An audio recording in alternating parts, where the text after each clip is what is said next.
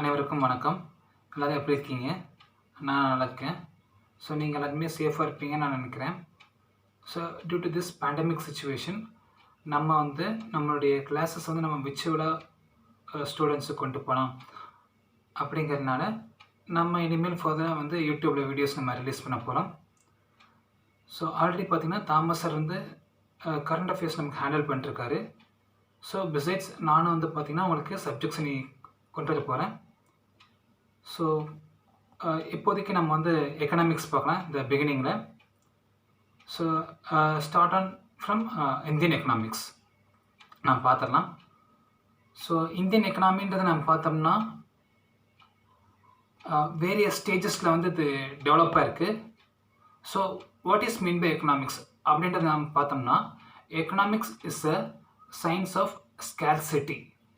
So எக்கனாமிக்ஸ்ன்றது என்ன அப்படின்னு நம்ம பார்த்தோம்னா, ஸோ கூட்ஸ் நம்ம எப்படி ப்ரொடியூஸ் பண்ண போகிறோம், எப்படி நம்ம டிஸ்ட்ரிபியூட் பண்ண போகிறோம், ஸோ அதை எப்படி கன்சியூம் பண்ண போகிறாங்க, இந்த கான்செப்ட் தான் பார்த்திங்கன்னா நம்ம எக்கனாமிக்ஸ் அப்படின்னு நம்ம டிஸ்கிரைப் பண்ணுவோம்.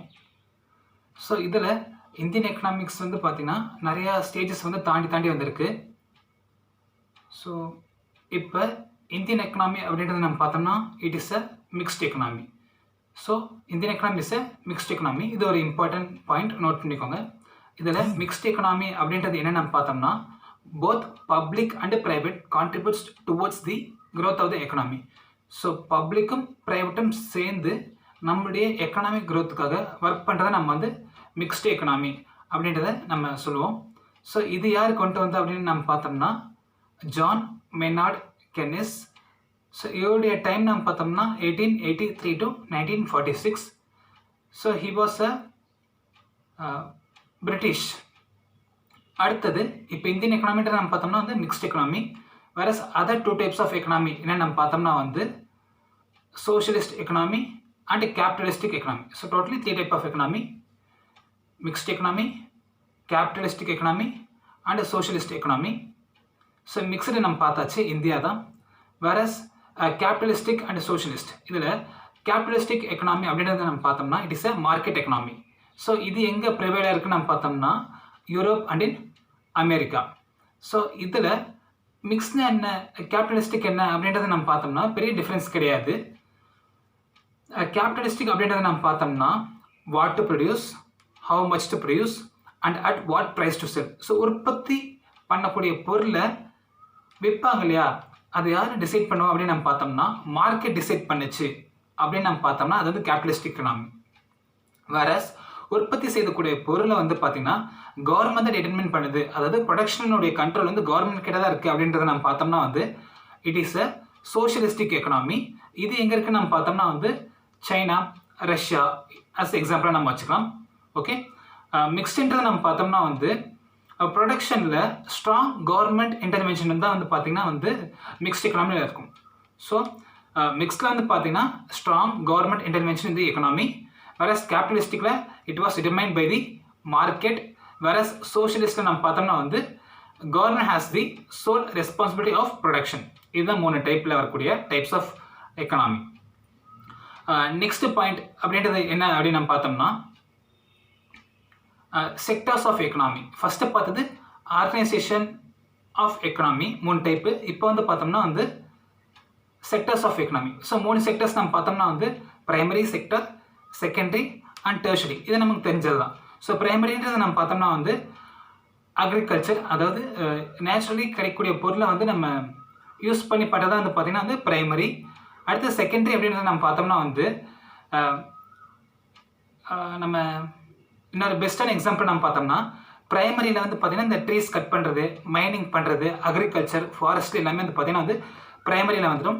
வேறு செகண்டரி அப்படின்னு நம்ம பார்த்தோம்னா ஒரு ஃபர்னிச்சர் நம்ம உருவாக்க போகிறோம். ஒரு ஃபர்னிச்சர் நம்ம செய்யணும் அப்படின்னு பார்த்தோம்னா அதை கட் பண்ணாங்க இல்லையா, ஸோ கட்டிங் பார்த்திங்கன்னா பிரைமரியில் வந்துடும். அதை நம்ம ஃபர்னிச்சரை மாற்றணும் இல்லைங்களா, மேனுஃபேக்சரிங். ஸோ மேனுஃபேக்சரிங் நம்ம பார்த்தோம்னா செகண்டரி. டெர்ஷரி அப்படின்றத நம்ம பார்த்தோம்னா மேனுஃபேக்சரிங் பண்ணக்கூடிய அந்த ஃபர்னிச்சர் பார்த்திங்கன்னா கஸ்டமருடைய லொக்கேஷன் கொண்டு போய் நம்ம சேர்க்குறோம் இல்லையா, ட்ராவலிங் பர்பஸ். ஸோ இது நம்ம டெர்ஷரி நம்ம சொல்லலாம். ஸோ டெர்ஷரி கீழே பார்த்திங்கன்னா banking, insurance, education, medical services. So எல்லாமே வந்து பார்த்தோம்னா வந்து சர்வீசஸ் வைஸ் தான் வரும். ஸோ ஐடி செக்டர் நம்ம பார்த்தோம்னா வந்து it is a service wise. Okay, இப்போ நம்ம எக்கனாமி வந்து பார்த்தீங்கன்னா நிறைய லெவல் ஆஃப் ஸ்டேஜஸ் தாண்டி வந்திருக்கு. இதில் first 2 centuries before independence August 15, 1947 அது இன்றைக்கி நம்ம பார்த்துடலாம். ஸோ இண்டிபெண்டன்ஸ் முன்னாடி இருக்கும் ஒரு 2 centuries வந்து பார்த்தீங்கன்னா பிரிட்டிஷ் வந்து நம்மளை ரோல் பண்ணியிருப்பாங்க இல்லைங்களா. ஸோ அதோடைய மெயின் பர்பஸ், அதாவது the sole purpose of British colonial rule என்ன நம்ம பார்த்தோம்னா, they want to dominate India by making us as a supplier of raw material.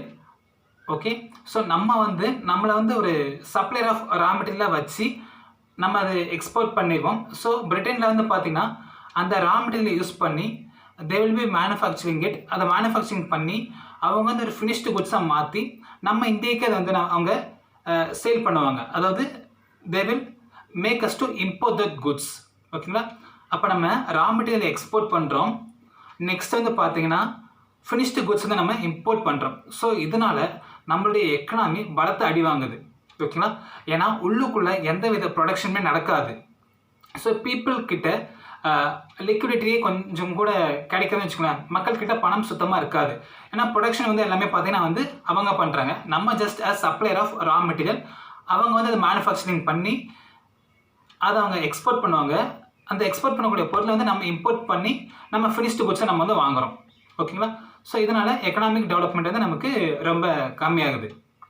Okay, அடுத்த ஸ்டேஜஸ் நம்ம பார்த்தோம்னா வந்து நம்மளுடைய மெயின் சோர்ஸ் ஆஃப் லைவ்லிஹுட் நம்ம பார்த்தோம்னா வந்து அக்ரிகல்ச்சர்.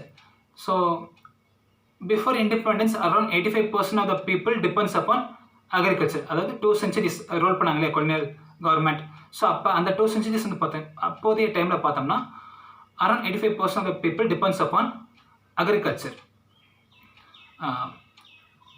இந்த அக்ரிகல்ச்சர் வந்து பார்த்தோம்னா மெயினாக வந்து 2 ரீசனால் பலத்தை அடிப்பட்டது நம்ம சொல்லலாம். ஸோ மெயின்லி 2 ஃபேக்டர்ஸ்னால ரொம்ப அஃபெக்ட் ஆச்சு.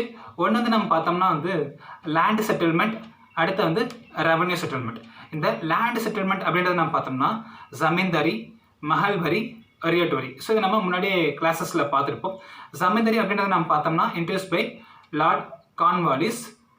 இந்த ஜமீன்தாரி சிஸ்டத்தில் பார்த்தோம்னா ஜமீன்தாரிஸ்க்கு லேண்டுடைய ரைட்ஸ் கொடுத்துருவாங்க. ஸோ பீசன்ஸ், ஸோ விவசாயிகள் என்ன பண்ணணும்னு பார்த்தோம்னா ஜமீன்தாரிஸ்க்கு கட்டாயமாக வந்து வரி செலுத்தணும். இந்த ஜமீன்தாரிஸ் என்ன பண்ணால் விவசாயிகள், அதாவது பீசன் கிட்டேருந்து வாங்கின காசை வந்து பார்த்தீங்கன்னா இந்த பிரிட்டிஷ் பீப்புளுக்கு வந்து கொடுத்தாங்கன்னு வச்சுக்கோங்களேன். இதுதான் வந்து பார்த்தீங்கன்னா வந்து ஜமீன்தாரி. ஸோ பீசன் கிட்டேருந்து ஜமீன்தாரிஸ் கிட்டேருந்து பிரிட்டிஷ் கவர்மெண்ட்டுக்கு வந்து அமௌண்ட்டு போகுது. இதான் வந்து ஜமீன்தாரி சிஸ்டம் நம்ம சொல்லுவோம். ஸோ இதை வந்து 1793 கொண்டு வந்தாங்க. ஓகேங்களா, அடுத்தது மஹல்வரி, ரியோட் வரின்னு இருக்குது. So ryotwari was introduced by Thomas Munro. அது வந்து பார்த்திங்கன்னா வந்து மெட்ராஸ், பாம்பே, அஸ்ஸாம், கூர்க் இந்த லொக்கேஷனில் கொண்டு வந்தாங்க. அடுத்தது மஹல்வரி நம்ம பார்த்தோம்னா வந்து வில்லியம் பென்டிக் ரூலில் ஹோல்ட் மெக்கன்சேன்றவர் வந்து கொண்டு வந்தது தான் வந்து இந்த மஹல்வரி சிஸ்டம். சரிங்களா, இதில் நமக்கு வந்து பார்த்திங்கன்னா வந்து இம்பார்ட்டன்ட் பாயிண்ட் பார்த்தோம்னா தாமஸ் முன்ரோ கொண்டு வந்த ரியோட் வரி சிஸ்டம் வந்து இம்பார்ட்டன்ட். என்ன ரீசன் பார்த்தோம்னா it was introduced in South India in Madras. ஓகேங்களா, அதை நோட் பண்ணிக்கோங்க. நெக்ஸ்ட் பாயிண்ட் நம்ம பார்த்தோம்னா ரெவன்யூ செட்டில்மெண்ட். இந்த ரெவன்யூ செட்டில்மெண்ட் அப்படின்றது என்னென்னு பார்த்தோம்னா பீசன்ஸ் வந்து ஜமீன்தாரி காசு கொடுத்து, ஜமீன்தாரி தான் வந்து பார்த்தீங்கன்னா வந்து பிரிட்டிஷ் கவர்மெண்ட்டுக்கு காசு கொடுப்பார். வேறஸ் விவசாயிகள், அதாவது பீசன்ஸ், ஸோ இப்போ பீசன்ஸ்க்கு வந்து பார்த்தீங்கன்னா நல்ல ஒரு மழை சீசன் இல்லை, அடுத்தது அவங்ககிட்ட போதிய வருமானம் இல்லை அப்படின்றது அப்படி ஆயிடுச்சு அப்படின்னு வரப்போ பார்த்தோம்னா ஜமீன்தாரிஸ் வந்து பார்த்தோம்னா கட்டாயமாக வந்து பிரிட்டிஷ் கவர்மெண்ட்டுக்கு காசு செலுத்தி ஆகணும். ஸோ அதனால் பீசன்ஸை வற்புறுத்தி கட்டாயப்படுத்தி ஜமீன்தாரிஸ் வந்து பார்த்திங்கன்னா காசை வாங்கி இங்கிலீஷ் லேண்ட்லார்ட்ஸுக்கு வந்து காசு கொடுத்துருவாங்க. It was a very very poor சிஸ்டம்னு வச்சுக்கோங்களேன். ஓகே, அடுத்தது டெக்ஸ்டைல் வைஸ் நம்ம பார்த்தோம்னா வந்து muslin is a type of cotton. இது வந்து பார்த்திங்கன்னா நல்ல ஒரு ஃபேமஸான காட்டன் வச்சுக்கோங்களேன், முஸ்லீம். ஸோ இது எங்கே விளைஞ்சது அப்படின்னு நம்ம பார்த்தோம்னா வந்து தாக்கா இன் பங்களாதேஷ். ஸோ இந்த முஸ்லீம் வகையில் வந்து மால் அப்படின்றது வந்து ரொம்ப ஃபேமஸாக சொல்கிறாங்க, நோட் பண்ணிக்கோங்க. ஸோ டெக்ஸ்டைல் வைஸ் நம்ம பார்த்தோம்னா வந்து முஸ்லீம், அந்த முஸ்லீமில் வந்து மால் அப்படின்றது ரொம்ப இம்பார்ட்டண்ட்டாக ஃபேமஸானதாக சொல்கிறாங்க. ஓகே, அடுத்தது இண்டஸ்ட்ரியல் வைஸ் நம்ம பார்த்தோம்னாலும் கொலோனியல் கவர்மெண்ட்டில் நமக்கு அவ்வளோக்கு சொல்லத்தக்க அளவுக்கு பெரிய எந்த ஒரு டெவலப்மெண்ட்டுமே இல்லை. So just Tata and Steeles company 1907 and Tata airlines 1932 இந்த மாதிரி ஒரு ஃபியூ நம்பர்ஸ் கவுண்ட் பண்ணி சொல்கிற அளவுக்கு தான் வந்து பார்த்திங்கன்னா நமக்கு வந்து இண்டஸ்ட்ரீஸ் வந்து அப்போதைக்கு இருந்துச்சு. ஸோ இதில் முக்கியமான பாயிண்ட் நம்ம என்ன பார்க்கணும்னு நம்ம பார்த்தோம்னா வந்து கேபிட்டல் குட்ஸ் இண்டஸ்ட்ரின்றது பார்த்தோம்னா கொலோனியல் கவர்மெண்ட்டில் இந்தியாவில் வந்து எஸ்டாப்ளிஷ் ஆகவே இல்லைன்னு தான் சொல்லணும். என்ன இந்த கேபிட்டல் குட்ஸ் இண்டஸ்ட்ரி அப்படின்றது பார்த்தோம்னா the industries which has the ability to produce machine making tools. ஓகேங்களா, அதாவது மெஷின் டூல்ஸ் உருவாக்கக்கூடிய இண்டஸ்ட்ரீஸ் தான் நம்ம பார்த்தோம்னா வந்து கேபிட்டல் குட்ஸ் இண்டஸ்ட்ரி நம்ம சொல்லுவோம். அந்த இண்டஸ்ட்ரி வந்து பார்த்திங்கன்னா வந்து நம்ம செட்டப் பண்ணவே இல்லை, செட்டப் பண்ண அலோவ் பண்ணலன்னு கூட நம்ம சொல்லலாம். அந்தளவுக்கு நமக்கு பர்மிஷன் கொடுக்கல. ஓகேங்களா, ஸோ அதனால் நம்மளுடைய GDP growth rate was very very low. அடுத்தது நம்ம இந்தியாவில் per capita income and national per capita income was estimated first, அதாவது ஸ்டார்டிங்கில் யார் பண்ணா அப்படின்னு நம்ம பார்த்தோம்னா Dadabhai Naoroji, William Digby, Findlay Shirras, VKRV. Rao and RC. Desai. இதை நோட் பண்ணிக்கோங்க. Dadabhai Naoroji, William Digby, Findlay Shirras, VKRV. Rao and RC. Desai. இந்த இன்கம் எஸ்டிமேஷனில் விகே.ஆர்.ஓ. ராவுடைய estimation was very very significant, முக்கியமானதாக நம்ம பார்க்குறோம். ஓகேங்களா, அடுத்தது நம்ம இன்ஃப்ராஸ்ட்ரக்சர் ஃபெசிலிட்டிஸ். இதில் வந்து பார்த்தோம்னா ரோட் ஃபெசிலிட்டிஸ், அடுத்தது ரயில்வே ட்ராக் ஃபெசிலிட்டிஸ், அடுத்தது inland trade and international canal. So துறைமுகம், நம்ம கப்பல் போக்குவரத்து சொல்லுவோம் இல்லைங்களா, ஸோ அது எல்லாமே வந்து பார்த்திங்கன்னா எஸ்டாப்ளிஷ் பண்ணாங்க. அது எல்லாமே யாருடைய முக்கியமான யாருக்குடைய பெனிஃபிட்டுக்காக நம்ம பார்த்தோம்னா ஃபுல்லி நம்ம பார்த்தோம்னா பிரிட்டிஷ் அவங்களுடைய பெனிஃபிட்காக மட்டும்தான். ஸோ நம்மளுடைய ரா மெட்டீரியல்ஸை அவங்க எக்ஸ்போர்ட் பண்ணோம், நம்மளுடைய குவாலிட்டியான ப்ராடக்ட்ஸ், எப்படி சொல்கிறது, விலை மதிப்புள்ள பொருட்களை வந்து அவங்க வந்து கொண்டு போகணும் அப்படிங்கிறதுக்காக மட்டும்தான் வந்து அவங்க வந்து இன்ஃப்ராஸ்ட்ரக்சர் ஃபெசிலிட்டியை மேக் பண்ணாங்க. அதே போல் போஸ்டல் சிஸ்டம் கூட கொண்டு வந்தாங்க. ஸோ ப்ரெசென்ட்டில் நம்ம பார்த்தோம்னா இந்தியாவுடைய போஸ்டல் தான் பார்த்தோம்னா வேர்ல்ட்ஸ்லேயே வந்து லார்ஜஸ்ட் போஸ்டல் சிஸ்டமாக நம்ம சொல்கிறோம். ஓகே ஃப்ரெண்ட்ஸ், இந்த டாபிக்ஸ் நீங்கள் கோத்ரூ பண்ணுங்கள். இனி அடுத்தடுத்த ஒரு கிளாஸஸில் நம்ம ஃபர்தராக வந்து எக்கனாமிக்ஸ் பற்றி பார்ப்போம். ஸோ இப்போதைக்கு என்ன நம்ம பார்த்தோன்னா வந்து கொலோனியல் ரோலுடைய ஒரு 200 இயர்ஸ், அதாவது பிஃபோர் 1947 ஒரு 2 centuries என்னென்ன பண்ணியிருந்தாங்க அப்படின்றது மட்டும் தான் இப்போ நம்ம பார்த்தோம். இனி அப்கமிங் கிளாஸஸில் வந்து 1950 to 1990 என்ன பண்ணாங்க அப்படின்றத நம்ம கண்டினியூஸாக பார்ப்போம். ஒன் பை ஒன்னாக நம்ம ஸ்டெப் பை ஸ்டெப்பாக போகலாம். Okay, thank you.